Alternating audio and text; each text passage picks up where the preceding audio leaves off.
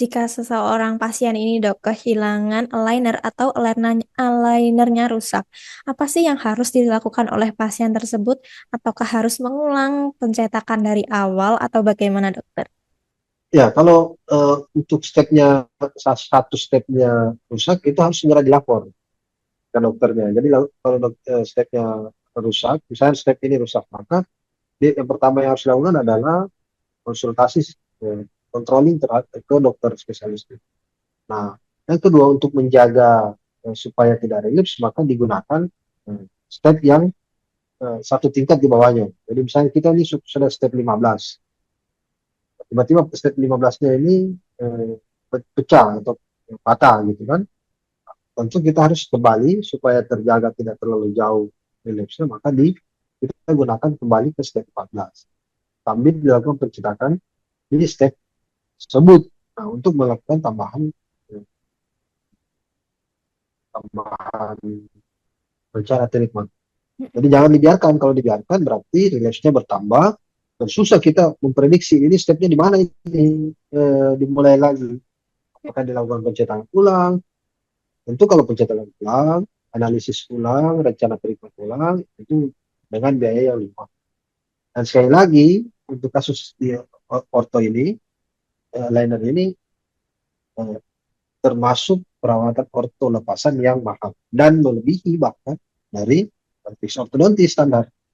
Iya, oke. Berarti bagi mungkin pasien yang menggunakan aligner mengalami aligner yang rusak atau aligner yang hilang ini harus segera konsultasi lagi dengan dokternya ya dokter ya untuk mendapatkan penanganan yang lebih lanjut dulu Ya, ya dokter ya.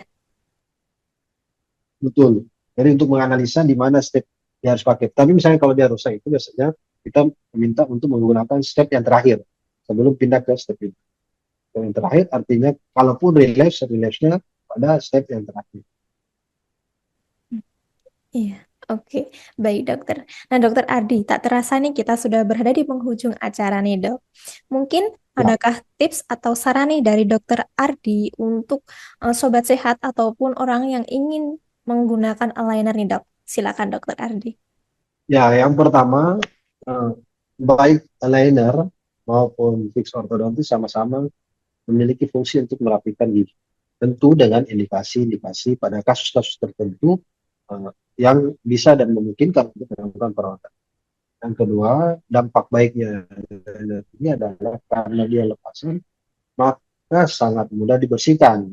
Kekurangannya adalah teman-teman harus konsisten menggunakannya, dan eh, menjadi kunci utama dalam keberhasilan perawatan.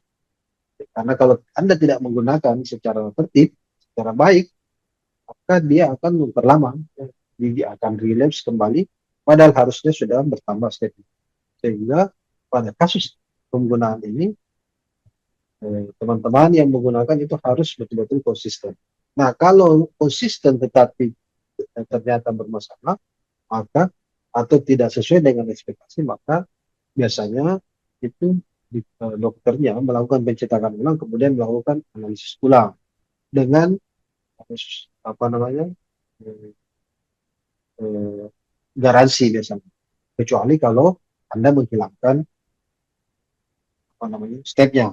Nah, kasus-kasus yang relatif tidak berat. Tetapi kalau mau berat, maka harus diskusi dengan dokternya baik-baik. Apakah bisa dilakukan perawatan ini tanpa menggunakan hexavalent, dan harus dipahami bahwa dia lepasan sehingga keterbatasannya begitu besar.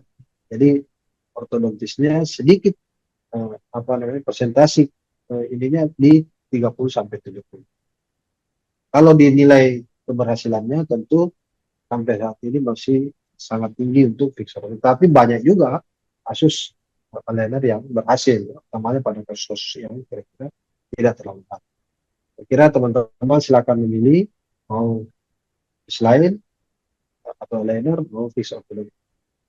Download Tribun X sekarang. Menghadirkan lokal menjadi Indonesia.